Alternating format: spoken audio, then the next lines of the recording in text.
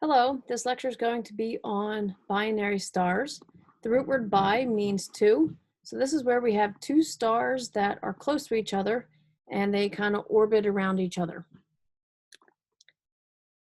So there are many cases in our galaxy where we do have two stars orbit one another. One example is Sirius. Sirius is a famous star. It's one of the brighter star and bigger star.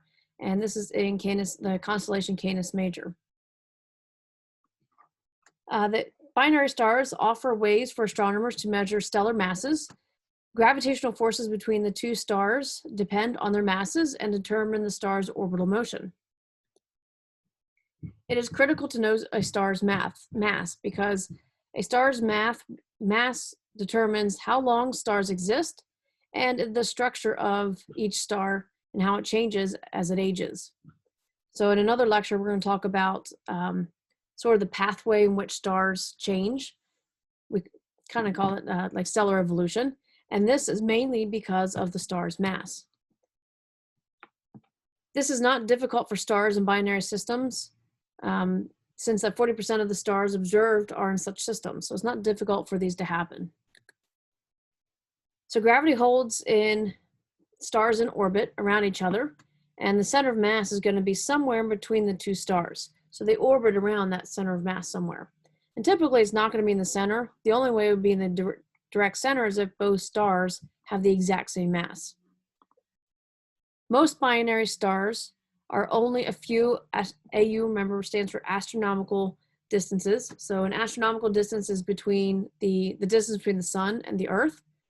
So most binary stars are only a few astronomical AUs apart, which mean like maybe 2 to 3 times as far away from the earth is from the sun. So they're pretty close to each other. A few, however, are so close that they orbit in contact with each other in a common envelope of gas. Such binaries were probably formed at the same time at the same stellar nebula. Widely spaced binaries probably formed when one star captured another star, a second star, if they were passing nearby. So if they're passing nearby and they get close enough, they will capture each other's gravitational pull. For some reason, for example, Mizar, located in the handle of the Big Dipper, astronomers can directly see the orbital motion of one star about the other by comparing photos taken several years apart. These are called visual binaries because we can visually see them rotating around each other. Some binaries are so close together that even a powerful telescope cannot resolve them into two distinct points of light. The orbital motion cannot be disturbed directly, but can be inferred from their combined spectra of the plane of the orbits in its line of sight with the Earth. These are called spectropic binaries because we have to use the spectrum to study the differences. As stars orbit each other, one is approaching Earth and its spectral lines are going to be blue shifted. Remember our Doppler effect, anything that's moving towards us will be shifted towards the blue end of the light spectrum. Later on, that star receding from us will have a red shift. By studying the spectra for a full cycle of the binaries, astronomers can determine the orbital period, meaning how long it takes to make one complete orbit. So this would be an image, this would be like a visual from on Earth. It looks like a single star. But if we take a look at the spectra, we'll be able to see that they are two distinct stars. Especially if one's moving away, one's moving close, you're going to see like sort of the red shift and blue shift. So a star moving toward Earth, again, it's going to be like letter B. It's going to be blue shifted in shorter wavelengths. Then a star moving away, it's going to be red shifted in longer lengths. So we'll see them rotate and we'll see the pattern repeat itself. From the orbital period and the speed, the astronomers can figure out and calculate the size of the orbit. Knowing the size of the orbit and the orbital period, astronomers can find the masses of the stars by using a modified form of Kepler's third law. Remember, Kepler's third law states that the farther away something is from the star or the center of the solar system, the slower it's going to move and the longer its orbital period. This is described by an Henri in the section dealing with spectroscopic binaries. In a few rare instances, the orbit of a binary system will be seen nearly exactly edge on. As two stars orbit, one will eclipse the other as it passes between a companion and the Earth.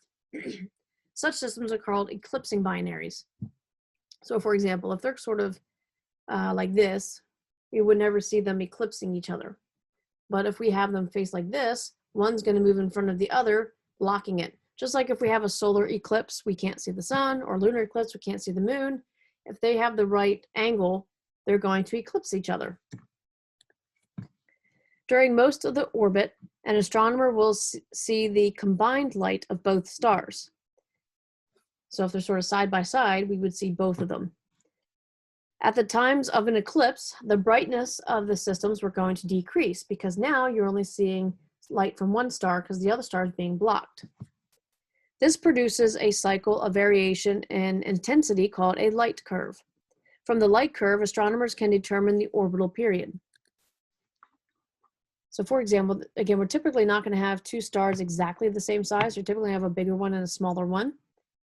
In this case, when the smaller one is in front, the light is going to dim because there's going to be a portion of that blue star that's being blocked, the bigger blue star.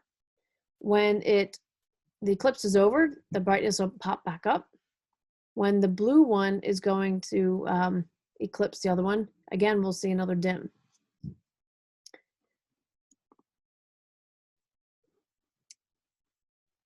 So this is sort of a side, sort of an angled view.